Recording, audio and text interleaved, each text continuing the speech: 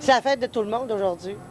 Ça fait qu'on a fêté hier, puis aujourd'hui, bien, on relaxe. Ouais, il fait beau comme ça, là. Est-ce que là, le défilé n'a pas encore passé. Vous devez avoir hâte de voir le défilé. Oui, on a hâte de voir les enfants passer. Ça va être le fun. Je sais pas s'il y a plusieurs chars cette année, par exemple. Ah, on va le voir tantôt. Ah, plus ça va, plus ça participe. C'est plaisant. Ouais, mais par rapport aux années passées, est-ce que tu penses que c'est plus gros, plus petit? J'espère que c'est plus gros, que les gens embarquent un peu plus. Dans tout, d'ailleurs, on faut toujours rester optimiste. Ça fait que nous autres, on espère toujours plus beau, plus grand.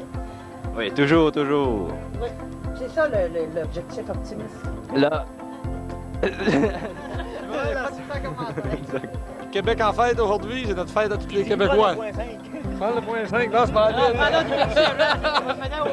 la 5.0! On s'en retient, on fait ça tranquillement, on fait ça intelligemment.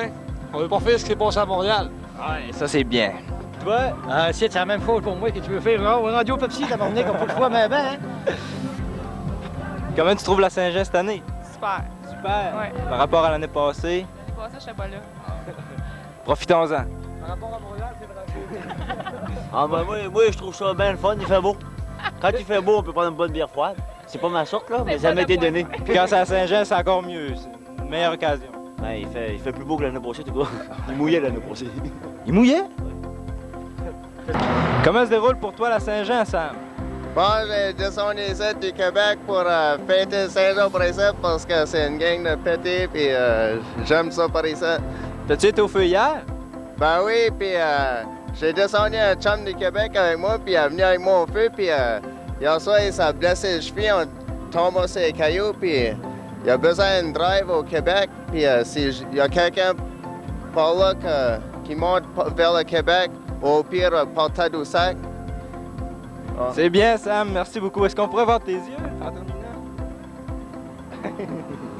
Merci. André, on a une belle journée. C'est la Saint-Jean. Comment tu trouves ta journée? Ouais, c'est une très belle journée là, pour le défilé de la Saint-Jean. Et hier aussi, là, c'était une très belle soirée là, pour le feu de la Saint-Jean. Là. J'en ai profité pour emporter mes enfants là, pour leur montrer ça. Il faut commencer de bonne heure à leur montrer les traditions là, pour pas que ça se perde. Là. C'est de même là, qu'on devient un peuple fort. C'est avec des citoyens comme toi qu'on devient un peuple fort. C'est ça, il faut que le monde embarque, il faut qu'on fasse sentir notre présence, surtout hein, dans les années qui vont s'en venir. Là, le Québec va avoir un choix à faire, là, et puis c'est bon hein, de donner nos idées, d'essayer de transmettre un peu nos idées, et puis notre conception de l'avenir à nos enfants. C'était une bonne occasion pour en profiter. Merci beaucoup. Bienvenue. Salut Simon. Salut. Comment tu trouves ta journée? J'aime ça. Oui, il fait beau. Ouais. T'as-tu trouvé les chars allégoriques pas pire? Ouais. T'as-tu reconnu Germain? Tu l'as pas vu? Non. Toi? Simele. C'est quoi ton nom? Adrien. Adrien? Oh! Regarde la caméra. Fais un petit sourire. Fais un petit sourire. Ah, ça va être beau. Merci. Salut Gina. Salut. Comment t'as trouvé ton feu de la Saint-Jean hier? Petit un peu, mais j'ai aimé ça parce qu'il y a eu beaucoup de monde comparativement aux autres années. Il me semble qu'il y en avait plus. Mais c'est ça, la prochaine fois, j'aimerais mieux qu'il y ait un feu plus gros, là, puis... Comment tu trouves l'ambiance aujourd'hui? Ah, super, c'est plein de monde, là, partout, là, puis c'est ça, il fait beau, la parade, c'était pas pire au bout, puis c'était le fun. Merci. Comment vous trouvez votre défilé? Ah, c'est très beau. On l'a pas vu encore, mais c'est très beau. C'est super. Est-ce que vous êtes allé au feu hier? Non. Non plus. Là, vous attendez les chars allégoriques, on les voit qui arrivent là-bas. On va attendre qu'il passe. Ça fait que vous attendez qu'ils passent. Oui, on attend qu'il passe. Je pense pas que ça passe. Alors, on est avec Maxime et Nathalie. Comment tu trouves ta Saint-Jean? Je trouve ça pas mal bien. Qu'il y ait une parade à toutes les années, ça fait une distraction populaire là, dans le village. Surtout que là, on a une journée qui est pas mal belle. Ça fait qu'on en profite. Oui, pleinement. Est-ce que vous êtes allé au feu hier? Non, il faisait froid un petit peu. Et toi, tu veux te parler? Papa. Dis ton nom. Papa. Alors, on a quelqu'un de Québec avec nous. C'est votre première Saint-Jean aux Escoumins. Oui, monsieur, c'est ma première Saint-Jean. Est-ce que vous êtes déçu, content? Non, c'est très... Moi, je rappelle ça, c'est dur à dire, là. Ça ressemble un peu. Sympathique, c'est ça, ça nous permet de rencontrer des gens. Puis une belle journée comme ça fait qu'on en profite? Oui, on en profite. Vous venez d'où, de Québec? De quelle ville? Lévis. Votre nom? Mathieu. Alors, merci beaucoup. Ça fait plaisir. Bonne Saint-Jean. Vous aussi. Merci. Mais si on parle de la Saint-Jean cette année, aujourd'hui, aux Escoumins, est-ce que vous en profitez? Est-ce que vous aimez ça? Disons, j'aime ça, mais il me semble que l'année passée, c'était mieux. Il y avait plus de chars l'an passé que cette année, je pense. C'était mieux organisé, je crois. Le feu aussi était plus gros, je crois. Le feu était plus gros, brûlait plus longtemps, puis c'était moins froid. Hier, moi, j'ai pas été parce qu'il faisait trop froid. Alors... Si vous auriez un message à passer au comité, ce serait de faire ça un peu plus gros, de mettre plus de chars allégoriques puis un plus gros feu. Moi, mettre plus de chars, ils ont seulement qu'à faire plus de demandes. Par exemple, au commerce, les commerces, c'est eux autres qui font des chars, hein, puis ils devraient leur demander, puis le défilé serait plus beau. Plus attrayant. Plus attrayant pour le monde qui vienne le voir. Il y en a qui viennent de loin. Naturellement. Bon, ben merci, votre message va passer. Tu peux-tu me dire qu'est-ce que représente la Saint-Jean pour toi? La Saint-Jean, c'est la fête nationale, c'est notre fête à nous autres, les Québécois. Puis il faut en être fiers parce que c'est une des choses qui reste dans notre patrimoine à nous autres. Puis il faut le garder le plus longtemps possible pour montrer qu'on existe encore ici au Québec. Est-ce que la Saint-Jean a changé pendant les années? Oh oui, ça a changé beaucoup. En quel sens? Dans le sens que, disons que c'est plus le même rythme. Je me rappelle, moi, là, une dizaine d'années, tu commençais à Saint-Jean le 23 de l'après-midi, tu finissais le 24 au soir, puis tu avais plein d'activités, puis tout le monde embarquait, puis aujourd'hui, les activités sont moindres, les gens embarquent moins. C'est plus mollo, comme on va dire. Y aurait-il des changements à apporter ou des choses à rajouter pour fêter les Québécois? C'est dur à dire, là. Tu sais, ce qui arrive avec les contextes économiques qu'on a aujourd'hui, là, puis les choses politiques qui se passent, on peut pas venir à dire que si on a tel changement à apporter. Ça, il faut voir ça au cours des années qui vont venir, puis laisser les comités organisateurs le soin de ça. OK, merci. Qu'est-ce que la Saint-Jean représente pour vous, mon cher monsieur? Moi, c'est la fête du Québec. C'est le temps de foirer et s'amuser, là. Oui? On est toujours profité, de toute façon. Qu'est-ce que ça représente pour vous au point de vue du Québec? C'est vraiment la fête du Québec. On va montrer au moins que les Québécois, ça existe. C'est une belle fête. Puis on l'a toujours fêté, puis...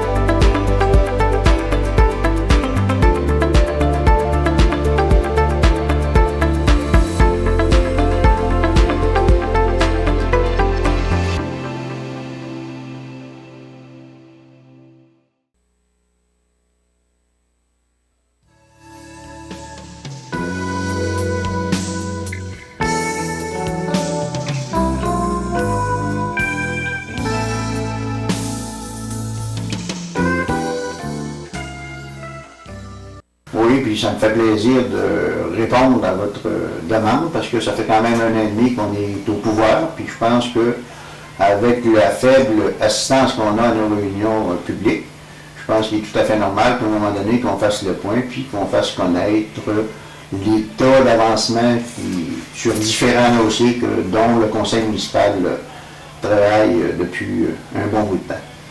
J'aimerais tout d'abord parler du projet d'assainissement des eaux. On sait que le projet d'assainissement des eaux, on a vu la semaine dernière que le règlement d'emprunt avait été accepté par la population. Là, on est à la période des pleins de vie. On devrait aller sur appel d'offres mois de mai, mois de juin pour débuter les travaux fin juillet, début août pour se terminer fin 99. Ça, c'est ce qui regarde le projet d'assainissement des eaux. On sait que c'est un projet de 3 242 000 et quelques dollars. Là. La participation municipale dans ce dossier-là, c'est tout près de 570 000 dollars. Ensuite de ça, on a le projet de réfection du sentier des Moulins. Ce dossier-là a été accepté. Il est d'un montant, si ma mémoire est bonne, de 163 000 dollars. Il va être réalisé cet été pour être complété possiblement fin septembre. C'est quand même quelque chose qui était beaucoup demandé par notre population, puis je pense que ça va avoir plein de sens. Ensuite de ça, on a beaucoup travaillé aussi sur le projet de la promenade dans le centre du village. On sait qu'on n'a pas donné beaucoup d'informations à date sur le projet, parce qu'il y avait quand même beaucoup d'aspects à régler. Ça fait que le projet de promenade, ce que je peux vous en dire, c'est que ça va bien. Avec les travaux d'assainissement des eaux, avec les travaux d'un autre ministère, on devrait, à la fin de l'été, avoir la surlargeur qui va lui permettre d'asseoir la promenade. Il me reste un élément à régler pour que le dossier soit fait en entier. Les travaux devraient commencer quand, selon vous? Les travaux que je vous parle d'assainissement des eaux, on en a parlé tantôt. Okay. L'autre ministère, ça va se faire conjointement. Ça veut dire qu'on aurait une surlargeur de disponible pour mettre la promenade. Il me reste différents aspects financiers à régler pour pouvoir mettre la promenade, si on veut, la confection elle-même de la promenade là, sur la surlargeur. OK. Cette promenade-là, il y a des plans de ça, de où à où est-ce qu'on va pouvoir se promener dessus, justement, sur cette promenade-là? La promenade va partir où est M. Brisebois, qu'on appelle le ruisseau des Crans. Okay. Il va y avoir une station de pompage qui va être installée dans le coin. Ça va partir de là, ça va aller jusqu'en avant de chez Accept. Et à partir de chez Accept, il va y avoir une passerelle qui va être placée sur les anciennes assises du pont, qui vont permettre de circuler par la Sentier des Moulins, peut-être même la piste cyclable, passer sur le tunnel, puis si le projet de microcentrale se réalise, possiblement, une autre traverse qui va nous permettre de donner accès au parc des Chutes. Ouais. Ensuite de ça, le parc des Chutes que je vous dis, le parc des Chutes, on a déjà en inventaire pour 10 000 $. On veut créer un parc d'amusement pour les jeunes. On va installer ça dès le printemps, là, début de juin. On a le projet de microcentrale qui comporte quand même un volet touristique important, une vitrine sur le saumon. Possiblement qu'il y aurait une passerelle qui nous permettrait de relier les deux rives à même ce projet-là. Je pense que c'est un projet touristique qui est assez intéressant. Est-ce qu'il y a les dates d'échéance? Je veux dire, quand est-ce que les travaux pourraient commencer pour cette fameuse mini-centrale? C'est avec une association avec la réserve montagnaise, ça? C'est ça. C'est le promoteur, c'est la réserve montagnaise. Au niveau des échéanciers, on sait que quand on travaille avec le ministère de l'Environnement, c'est assez compliqué de donner des dates de début. On en est là. Le dossier se travaille bien. Ça devrait aller assez rapidement aussi. Okay. Oui. Ensuite de ça, on a la piste cyclable. On a un projet qui est conjoint avec ESPIT puis qu'il a été présenté dans le PRDV, qu'on appelle le programme développement, de mise en valeur des produits forestiers. En tout cas, je pense qu'on a des bonnes chances d'en réaliser au moins une partie. Cette piste cyclable-là, ce serait situé où là, exactement? Là, il partirait du quai, puis elle rejoindrait pas tout à fait à la rue des Piottes. Okay. On a quand même, là, on a présenté une partie où ce que les propriétaires étaient d'accord où ce qu'elle passe. Okay. Ensuite de ça, on a un projet qui est en cours, qui est à l'étude, qui est celui du projet de réaménagement du kiosque touristique. L'an passé, on a reçu une subvention de 15 000 $ pour lui refaire une beauté. Puis on a regardé ça de près. Puis possiblement qu'on pourrait faire quelque chose de mieux avec un projet conjoint avec SIP. En tout cas, on est à regarder ça et à se jumeler là-dedans. Il faut encore une fois essayer de minimiser les dépenses sur ces infrastructures-là. Est-ce qu'il resterait demeurer à la même place, le kiosque touristique? Tout reste à être défini. Possiblement, ça pourrait être un kiosque touristique neuf avec la venue de Parc Marin. Je pense qu'on se doit d'avoir une infrastructure de qualité puis qui répond à nos besoins, puis nos besoins encore qui sont encore un peu plus longs. Ça demande d'être bilingue, ça demande la saison plus longue, en tout cas, être mieux structuré. Ensuite de ça, on a développé dernièrement le site web qui va être en opération là, possiblement en fin de semaine ou dans le milieu de la semaine prochaine. Le code d'accès va être disponible là, pour les gens qui vont vouloir visiter le site. C'est tout nouveau, là, ça vient de... On est à la dernière seconde avant de dire tout est OK. Ensuite de ça, on a le dossier du quai. Le dossier du quai, on a mardi soir, si ma mémoire est bonne, mardi soir. Mardi soir, on a formé légalement un nouveau comité qui s'appelle le CIP. C'est le Comité des infrastructures portuaires à des Escoumins. Là, ce comité-là, il y a ses lettres patentes, il y a ses règlements généraux. Et là, on va faire on est rendu à l'étape du plan d'affaires. On va faire un plan d'affaires pour voir si on peut rentabiliser cette structure-là avant d'en faire l'acquisition. On sait que la politique sur les ports nationaux du Canada vise à remettre aux gens du milieu les infrastructures portuaires. Et il va nous rester à définir ensuite de ça nos besoins en infrastructure portuaire. Si on a des industriels, si on a tout le monde qui peut se servir d'un quai, vont venir donner leur idée, leur vision de développement. On va mettre ça à l'intérieur d'un plan d'affaires. Ensuite de ça, Or et Port Canada va faire l'analyse de ça pour voir s'il y a moyen de rentabiliser un quai comme ça avant de le remettre en condition, selon nos besoins. OK. Et le ministère pourrait injecter de l'argent là, face à ces quais-là.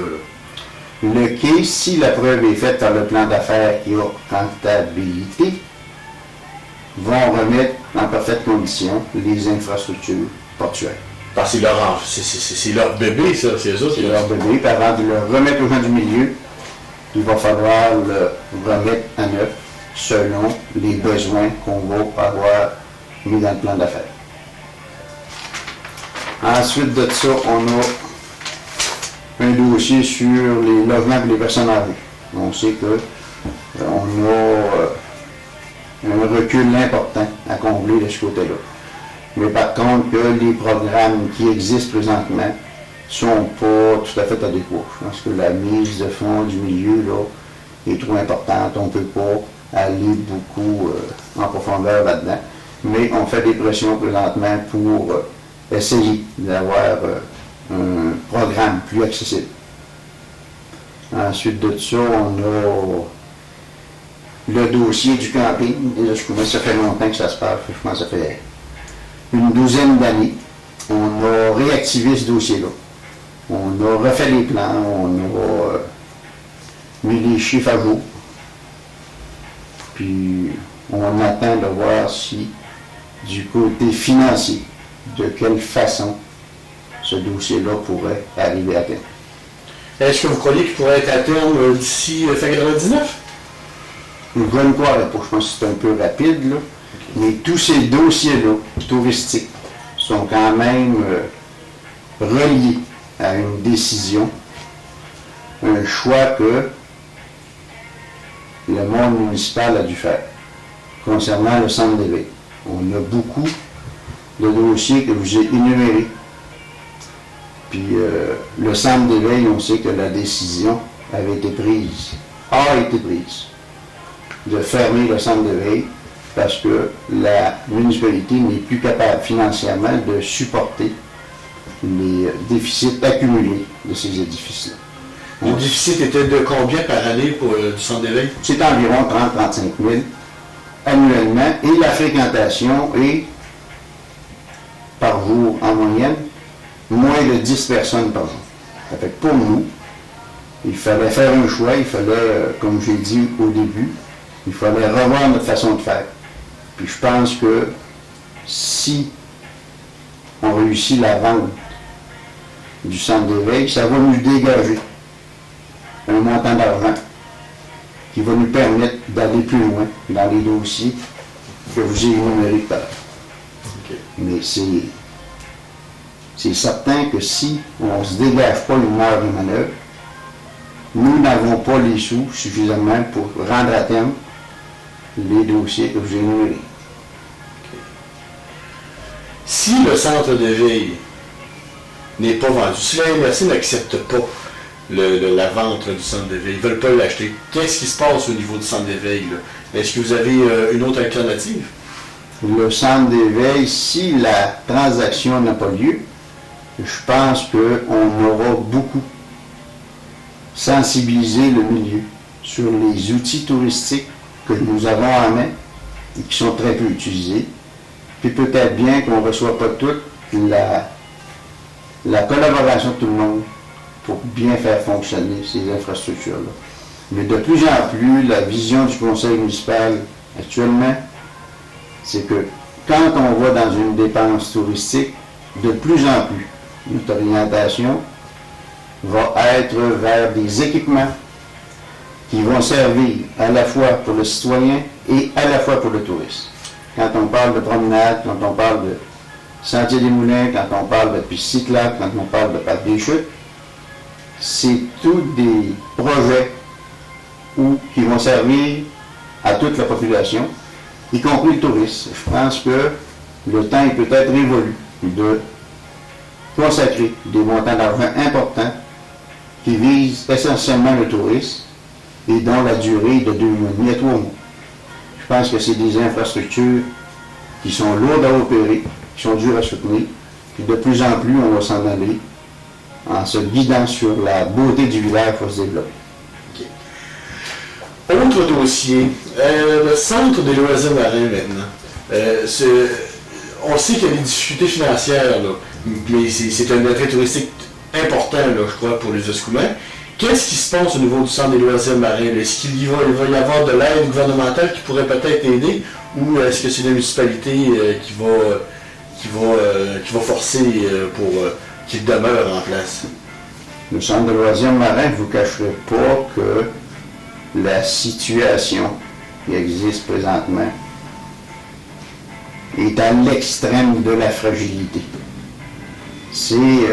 La municipalité a été saisie un peu du dossier parce que les gens du conseil d'administration avaient besoin d'aide un peu pour se faire orienter, pour voir vers quoi la décision pourrait tendre. Et on siège sur le conseil d'administration depuis l'année passée. Les difficultés n'ont pas été encore solutionnées. Là, nous sommes tournés vers le privé pour tenter d'impliquer le privé dans ce dossier-là. qui, soit dit en passant, a été soutenu par la municipalité, parce qu'on croit qu'avec Parc Marin, qui va faire la publicité jusqu'en Europe, je pense que le centre de loisirs marins, avec son attrait unique de Odyssée inédite, je pense qu'il est pour la municipalité des Escoumins.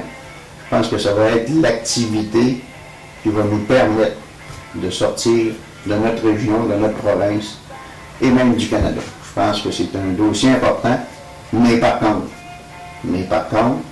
comme je l'ai dit tout à l'heure, nos ressources financières sont très, très limitées. Et tout est en fonction d'une marge de manœuvre électorale. Donc, est-ce que le centre de loisirs marins sera fermé pour l'été 99? Je ne peux pas vous répondre là-dessus. Je peux vous répondre, les efforts seront faits. Je ne vous dis pas que la programmation ne sera pas changée. Il y a des efforts qui sont faits présentement. On a encore une rencontre au Québec dans le début de la semaine pour essayer d'impliquer davantage le privé, pour au moins fonctionner, pour pas que ce soit fermé, au moins fonctionner pour cette période-là, et aussi se donner un temps, au moins peut-être une année, pour restructurer le tout et intéresser les gens à continuer le travail qu'il y a là-dedans. Bon, bien, Monsieur le maire, je vous remercie beaucoup de m'avoir accordé cette entrevue et j'espère que vos dossiers se termineront de façon positive et c'est ça la réussite. Ça m'a fait plaisir, puis en tout cas, je vous remercie de m'avoir donné la chance de transmettre aux citoyens des Escoumins un peu d'informations concernant le travail qui est fait par le conseil municipal, les employés, les organismes qui nous aident, tout le monde. Merci. Merci beaucoup.